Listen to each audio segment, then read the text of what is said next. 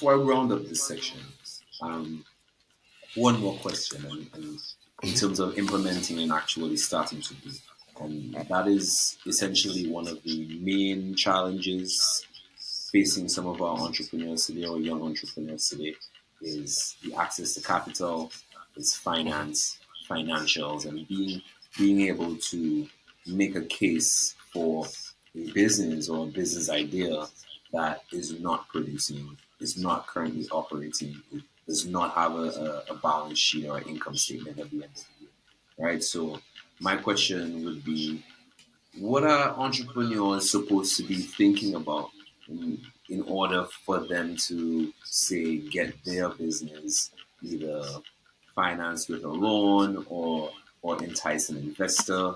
What are the kind of considerations should they have built in?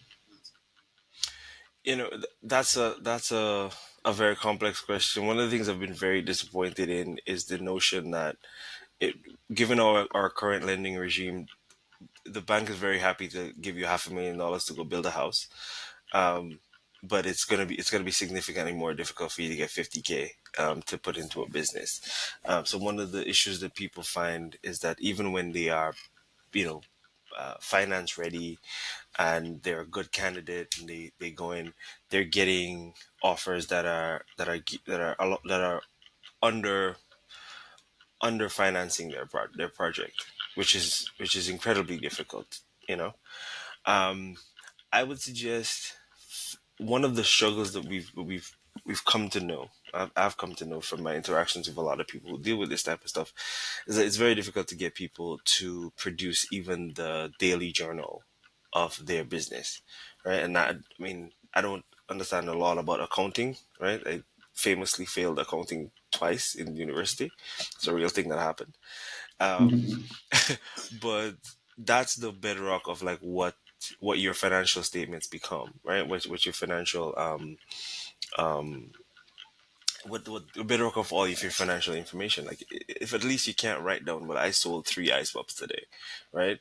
Or I sold 50 ice pops today, then you're not. It's going to be significantly more difficult for you to be able to access that financing. I'd suggest you want to learn as much as you can about the things that you don't know. One of the things about entrepreneurship is that you have to wear a lot of hats. So you're going to be the HR person, you're going to be the cashier, you're going to be the production manager, you're going to be everything. But you have to make sure that you're on top of the financials because that's what's going to allow you to be able to create debt and scale your business and grow your business. Sam Raphael gave me one of the best pieces of advice I've ever gotten. He said, the worst thing you can do is to borrow just enough money to put you in trouble, and that's going to create for you a liability at the end of the month that you have to deal with an undercapitalized project, which is incredibly difficult. So you want to give yourself the best opportunity to make sure that you're able to get as much money as you need so that you can properly capitalize your project, um, Right. and give it the best opportunity to grow. uh, I when we initially went in and requested money, we probably got about half of the money that we actually requested initially. And so it took a lot of grind and a lot of effort to kind of make up for that additional, um, you know, the 50% of what we believed that the project needed at the time. And it probably did need it. So tell me, what is? I know you mentioned on the financing, and then you went into this really cool quote from Sam. That definitely sounds like something Sam would say. Oh, But certainly. That stuck with me for a what long time. is the idea of underfinancing, and why is it important to look out for? So like valuations are very difficult generally, right, across the board. Mhm. But usually, if you've been in your business for a while, like you understand what it is that you require, what it is that you need. And so if you believe and you've written a plan out and you can see from your plan that you probably need $100,000 to execute on your plan, borrowing 20 or $30,000 is only going to upset you, and it's not actually going to get you to where you want to be. It's not going to allow you to scale the way you want to scale. Um, and it's 70,000, like 70%. under finance is very difficult to make up for. So you want to be able to get as close to that 100,000 as possible. If even if it means that you may not necessarily actually get to the 100,000, but you want to make sure that you get as close as possible, so you can get to 70, 80,000 of the 100,000 that you believe that you need for your business to scale properly. Um, I think you have to do everything in your power. From my experience, it took us almost a year to get a loan. At that time, we had no assets, we had nothing to our name, and it was a very difficult process. I think the process is almost artificially made difficult because they want to weed out the people who are not very serious about business, and not very serious about their particular projects. Um, so I think there has to be a an attitude of, I'm going to go through the grind. If every time that they ask me for a new document, I'm gonna create it, I'm gonna get it, I'm gonna find it, and I'm gonna bring it back, and I'm gonna put the ball in their court so that they have it's their responsibility to find a way to get me this money. Um, I think often what happens is people give up after the process gets difficult. It may be unnecessarily difficult. That's more of that's above our pay grade to fix. But even when it is that difficult, you have to ensure that you're that one in 1,000, you're that one in 100 that is gonna definitely make it, because your project is worth it. Right, your project is absolutely worth it. And if you believe in your project, like you actually say you believe in your project, whatever additional document they ask you for, go get it, bring it back to them same day, and be like, what else can you come up with, right? And it's disappointing that remains um, so difficult, and I'm hoping that over time we can figure out how to kind of make that money more available to people, because I've met people who have some incredible products and projects, um, that I believe truly could be, revolutionary and transformational for our country, and more so for them and their families. Um, it's just it's no matter what the difficulty is, I would suggest you gotta keep pushing. You gotta keep pushing through, keep pushing at it, because the people who give up are the ones who never get the opportunity to see their project happen. Great. Thank you for that, Elias. I guess that really transitions into my next section, because we've just been talking about that effort that's needed on the capitalization side and being able to Hmm. finance your dreams. But there's also the effort that's needed on the operational side. So Hmm. I wanted to really get into um, MVPs and the work necessary, to start and make sustainable. I read this interesting quote or interesting statistic that said that 80% of businesses, fail, but 85% of businesses fail within the first year, and Yeah. out of the remaining half that does survive, they fail within the first five. Hmm. Right? So it becomes extremely important to, in a way, mind your business, right? Hmm. And ensure that it's successful. So, in your experience, what are the things that you're thinking about to first start this and make it sustainable, keeping in mind certain things like MVPs and then what that is? So I'm very happy that you mentioned MVP. Like, I want to really reinforce that idea. Like, I think you have to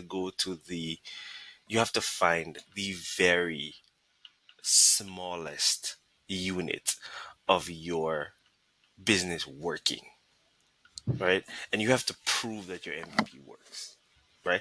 I'll tell you how I how I first started with Awesome Cocoa. Awesome Cocoa is the poster child for MVP, right? Mm. So in the Awesome Cocoa box, and I mean, this is not, you can buy a product and find all of this out, right? It'll only cost you $20. So in the I bought a product, box. It's pretty awesome. Mm. in the Tell me. product, it's set up this way. There's a craft box, right? Which I can tell you I purchased from Masterfan at the time for 47 cents, right? It was a 47-cent craft box. I bought some brown crepe paper and yellow crepe paper from Jollies. One cost $6.90. The other one cost $3.30, something like that. I bought um, I bought my cocoa sticks. Right? I bought the cocoa sticks. I bought 100 of them, so that's $100. I bought some string. Right? I bought some bay leaves. I bought some um, nutmegs. I bought all of this at retail. Right? I had the idea in my head of something, of a product to better package cocoa sticks, and I started putting it together. I didn't know how it was going to work, but I started putting it together. This was a Wednesday. I bought the cocoa sticks on a Wednesday. I bought everything else on Thursday, between Thursday and Friday. On Friday I got the string and whatnot. On Sunday I started putting the product together. Like Sunday afternoon.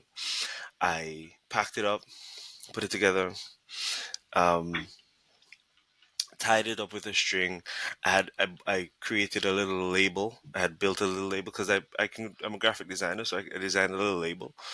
I punched it with a one punch, a hole punch, Mhm. and I ran the string through it, tied it in a nice little bow, and I sat down and I looked at it and I said, "This is incredible." Now my wife helped me to aesthetically put it together. Right?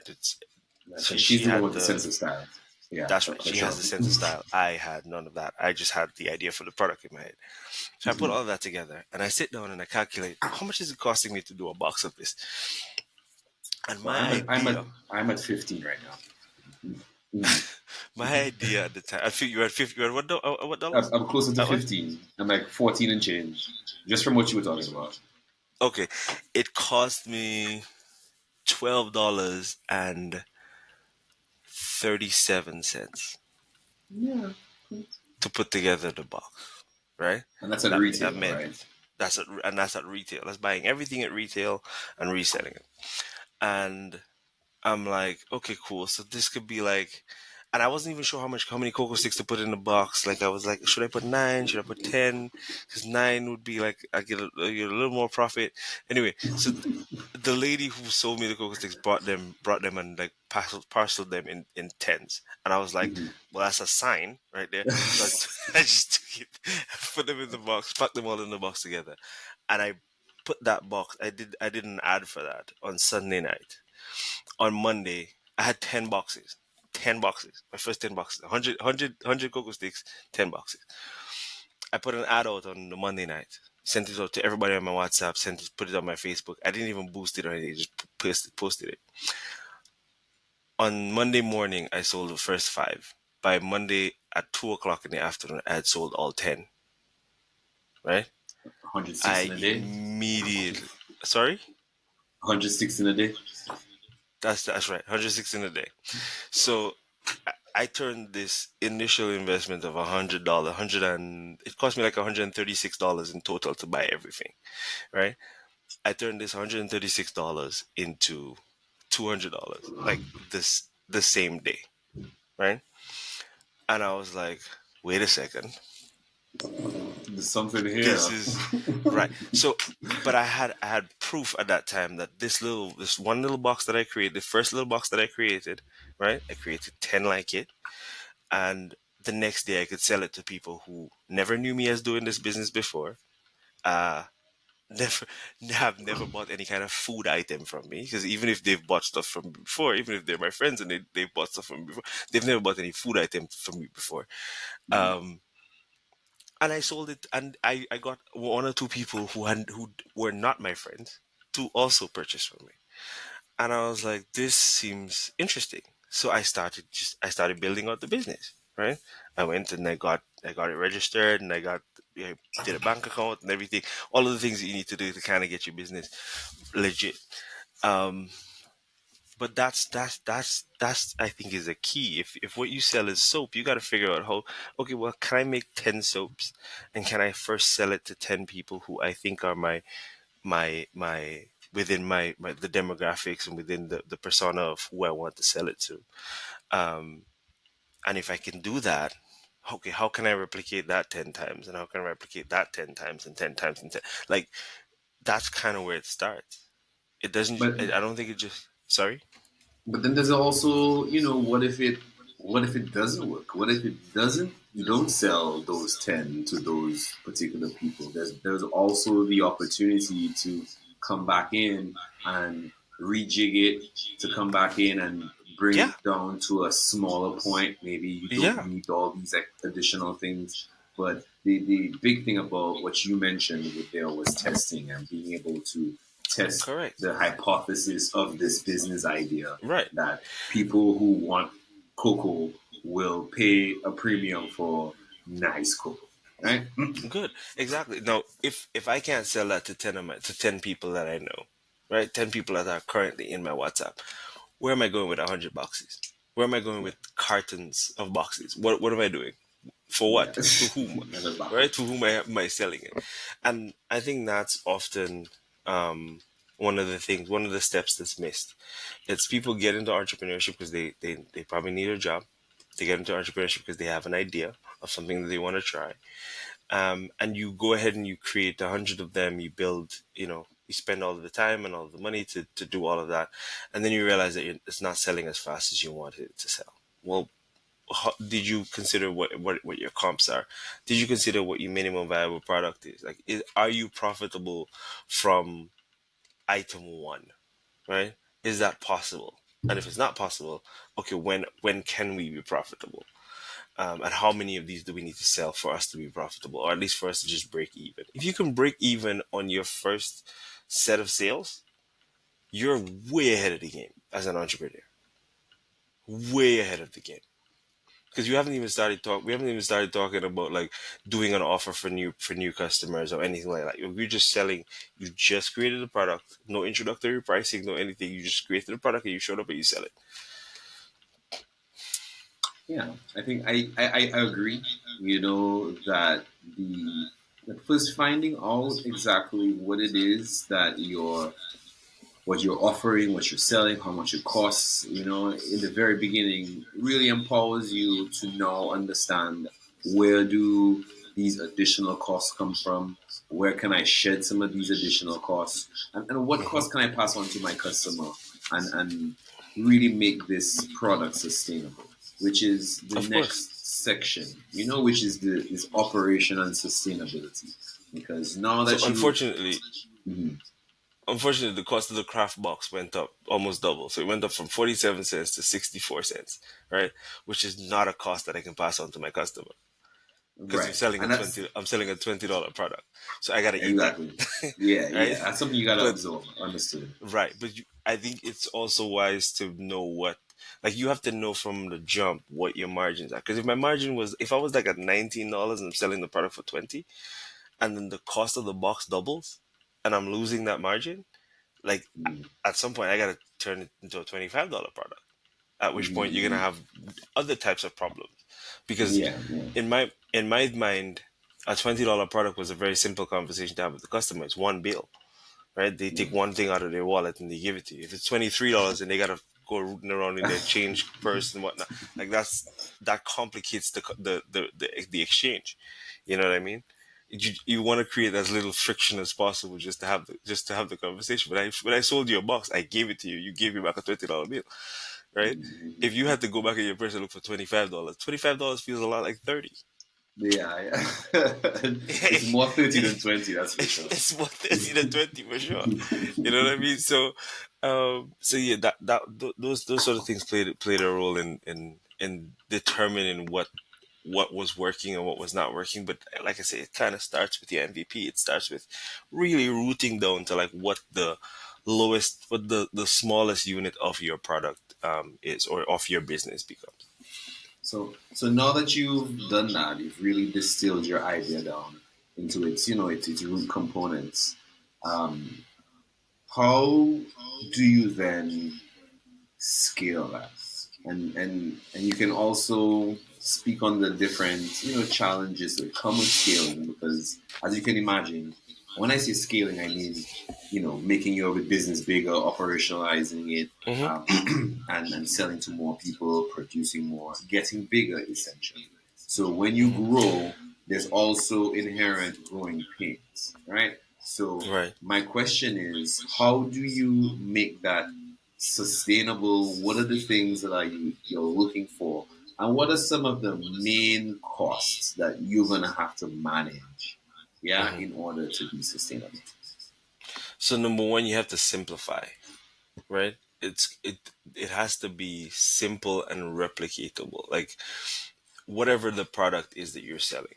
So if it was weddings, it was a matter of what is the quickest possible point between first contact and confirming the booking, right? And that went straight through the bride. Like, stop having conversations with everybody else, her mother and all. Like, that's not important. She's important.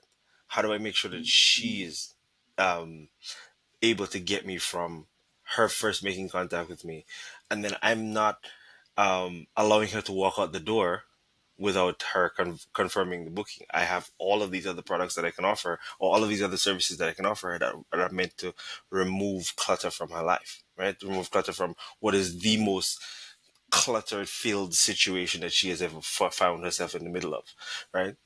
um with Coco, it became, how can I make sure that I'm simplifying the production process, right?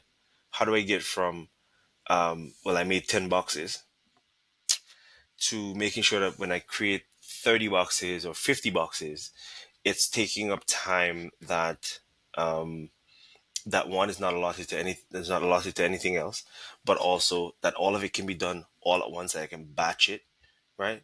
Get it done, get it out of the way, and then what I'm focused on the rest of the week is just selling. Selling. I'm not focused on production anymore. It's getting done on Sunday and it's never getting done again. Everything else is getting stored in the fridge or in a cool, dry place, like they say.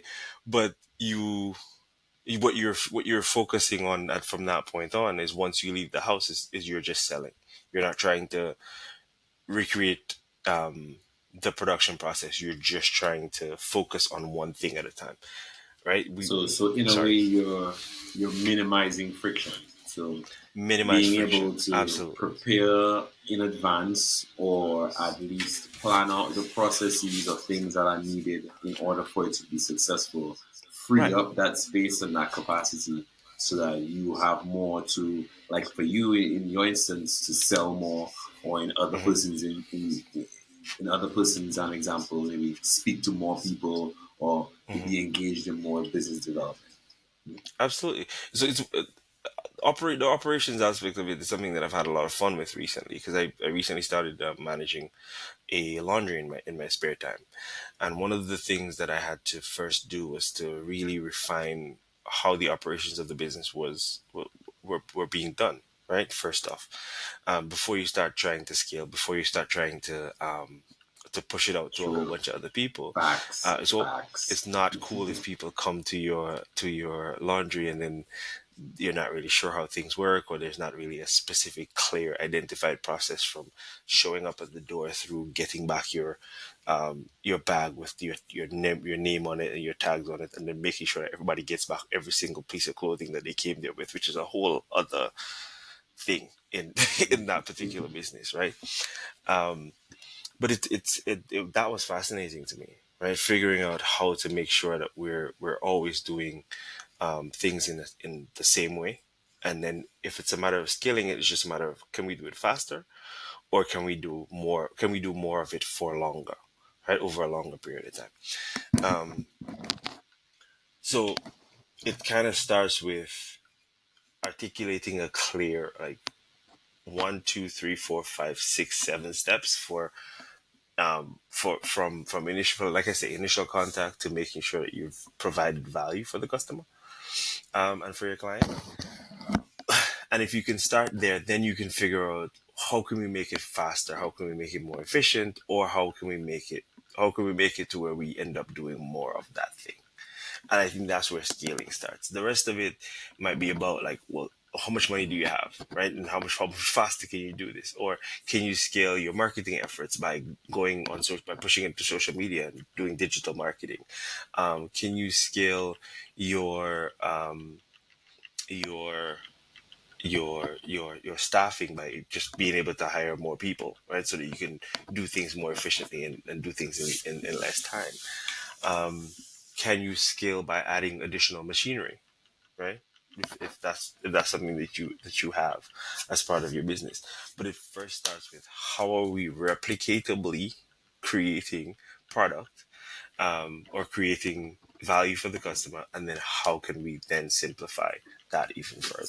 So with growth, right? I know there are people who would, growth for growth's sake. Yeah. So there's, I mean, let's take for instance the tech industry. Tech industry now, when you have software and other platforms launching their brands, their main goal is to grow as quick as possible. And a lot of that is because they are looking towards acquisition or a public offering. But their idea is to grow quickly, and while you grow, there is a lot of expense that you incur all along the way. Hmm. So you're trying to get this to an enterprise level deal. Well, you're gonna have to grow from 50 employees to 500, right? So that particular example was to show that one, there's expense in growth, but there shouldn't be growth for growth's sake. So tell Hmm. me, what are some of the, if you can, some of the cons of growth, and an example of how growing too fast may not be good for your company. Well, the further you get, the further removed you get from the actual service delivery and from the actual product delivery, there's inherent risk in that, right? Um, how do you, unless you put processes in place to make sure that you have actual quality assurance, right? That you're actually delivering to the customer what you say you're going to deliver and how it is that you say you're going to deliver it. There's once you scale, you're removing yourself from the equation to some degree, right? if I'm if I'm selling you awesome cocoa and I'm the one speaking directly to you, Kevin, right? You message me on WhatsApp and we're going back and forth and we say, all right, cool, we'll meet me here and I'll drop it off for you and I get to put it in your hands and it's me and you. We're friends. We know each other and there's a pleasant exchange, as opposed to, well, I'm gonna give like I'm gonna have my employee drop it off to you. Well, maybe the person's moody, maybe the person doesn't know you, maybe the person, so it's an Mm. awkward, maybe that's an awkward interaction. So imagine scaling that to 50 people, 150 people, 250 people, and expecting the same sort of level of service delivery. You're definitely going to have to put massive processes in place to make sure that quality of service and that quality of product is being maintained. And that's going to come at a cost, no matter what. No matter what you do, that's going to come at a cost. All right, thanks a lot for that, Elias. I see we hit in the 1 hour mark, so we definitely Oh need to yeah, try to yeah, round up. yeah, So I knew this would happen. Yeah. yeah. So, but I wanna round up with like just one more thing in terms of sustainability and keeping it going, and we can probably get into the conclusion, right? So, but just Hmm. before we move to the end, the question for you, isn't staffing, right? So finding the right person for the job is something that, as an entrepreneur, as a people manager, as an owner, you continuously struggle with, right? How important is finding the right person for the job in your success, and how can they find the right people? So when I say find, I mean, what kind of characteristics are you looking for? What does the right employee look like? So the right employee certainly exists, right? You need somebody who first wants to be an employee. When I first started as an employee, after about 7 years of running my own business, um, I don't think I was a very good employee. I didn't really want to be an employee. I was forced to be an employee because of circumstances. The Hurricane Maria happened, and I needed steady income, so I had to go find a job, and that wasn't a situation that I wanted to be in or wanted to stay in for any extended period of time. Um, but I've been pretty lucky to find people who were not only passionate about what we were doing, but at the time wanted to be employees. They wanted to be involved in the business. They wanted to learn from the business. Um, and they were enjoying. They had a passion for what it is that they were doing. So they became, or they were really good employees. Um, a lot of what the wedding business requires is, like I mentioned Lent earlier, right? Hmm. Lent is our downtime. December is decidedly our uptime. We're up every minute of December. You're pushing and working, and that requires for Christmas Day there's going to be a wedding, and New Year's Day there's going to be a wedding, and Christmas Eve there's going to be a wedding, and that's going to require you to be away from your family. It's going to require everybody to be away from their family, and that's a difficult thing to ask anybody to do, right? For any Christmas, let alone Christmas and New Year's. And we would you offer people back a day, like you offer them a day off or whatever, like that doesn't really, it doesn't really count, Yeah. because, or it's not really the same, because their whole family is also back at work, so yes, they might chill for the day, but then they don't get to have that Christmas dinner and all that stuff. Right. So um but getting people who were willing to do that, like willing to be there because they believed in what we were doing, they believed in what we were delivering, they believed in the value that we were putting into people's lives. These are photos that they would have kept, or that they're going to keep for 60 years if they get it right. You don't and you don't get to do it twice. So on that day, everybody's going to show up, and you have to not be lamenting the fact that you're missing time with your family. You have to be serious about it. I wish I was better at people, at the people part of the job. I wish I had been a little better at that. One of the things that I did learn, I learned as well from Sam Raphael, right? This the comes full circle again. Sam, I was told a story once of Sam going to Ghana for like 3 weeks, and he spent 2 of those weeks searching for individual gift items for every one of the 58 people who were employed at Jungle Bay at the time. And I was like, that is crazy. That is insane. Like, what? And he's like, yeah. And the person was like, yeah, he didn't bring back like random items for them, like random trinkets. He brought back something for each of them individually, because these were people that he knew. These were people that he was close with. In my situation, it wasn't nearly as many people, but I that was something that I took very, very much to heart, and really tried whenever we went on vacation, or whenever we traveled for the job or anything like that, recognizing that at the end of the day, we're able to do what we're able to do, and we're able to deliver what we're able to deliver because of the people who work with us, because of the employees that we do have. So I do think, finding the right person, and giving the right person the job is definitely doable. It's just exceedingly difficult. It may not feel like it, because there are a lot of people who are willing to work, willing to show up on the first day. But finding somebody who's a really good fit for the job, for whatever job it is that you have, and then that you're offering as an entrepreneur, is very difficult. You're never going to find people who are as passionate about it as you are.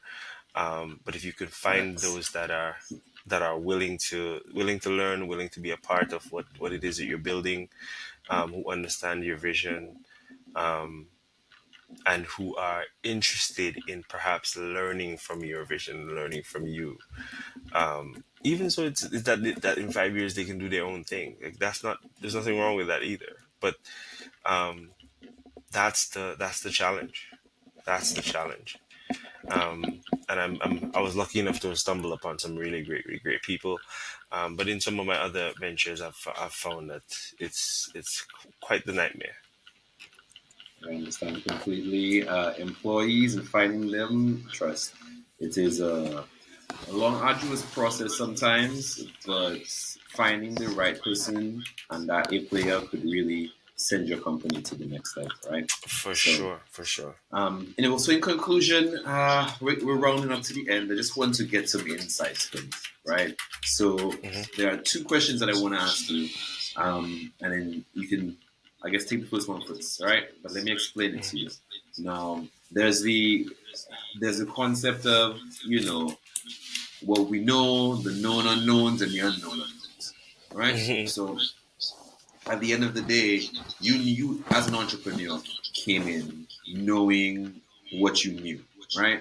You completely understood and accepted that there were things that you don't know, the things that you could be doing, should be doing, but either you don't know, you don't have the capacity to, you don't know. But then there's also the things that the unknown unknowns, the things that you would not even thinking about to even ask, right?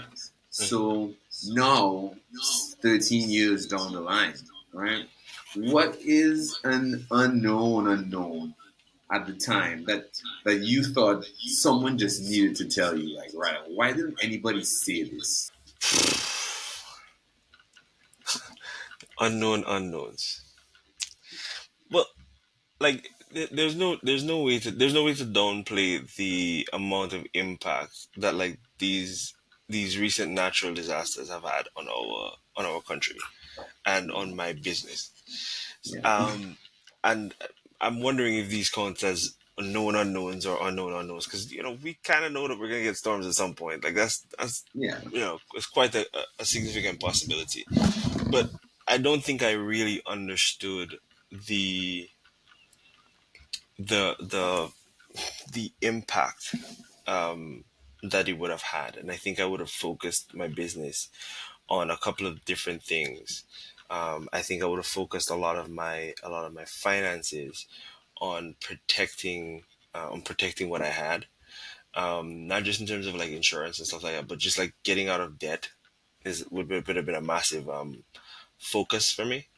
Um, we had the opportunity to create debt and to be able to scale our business, and that was fantastic. But I think if back then I would have focused a little bit more on ridding ourselves of it would have put us in a position where we could have bounced back a little faster. Because yeah, it was really a tough situation to go through, having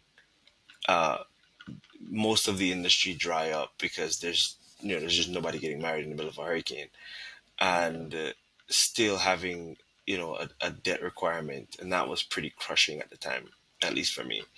right. Um, So in terms of that like, I would have guess, been that would have risk been a lot more management focus. too. Yeah, I definitely figure would have in case managed it of differently. risk management, figuring out what are some of your priority, low, medium, high risks that can happen, and plan, Correct. accordingly. I think that's a big part of business continuity and something that businesses and companies are pushing for now, especially Hmm. international organizations, because of events like Maria, because of natural events that are going to affect our resilience. So business Hmm. continuity, I think, yeah. I'll take a note of that. I think that's a great topic to have another That would have discussion on. been that would have been very big for me, honestly. And it's I'm grateful for having gone through the situation, but I'll tell you, in the middle of it, you don't want to be there. You don't want to be in there.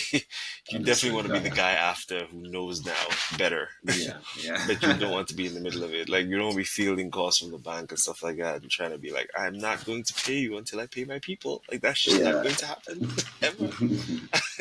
yeah. And having to contend with that, but it was an interesting experience for me, and it taught me a lot. Taught me a lot about being on that side of the conversation and never wanting to be on that side of the conversation again.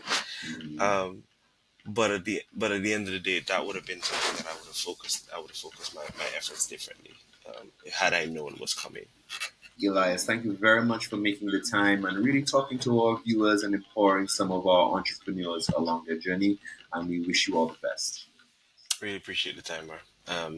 Like I said, we've had multiple conversations that could have been easily podcast episodes in and of themselves. Or two.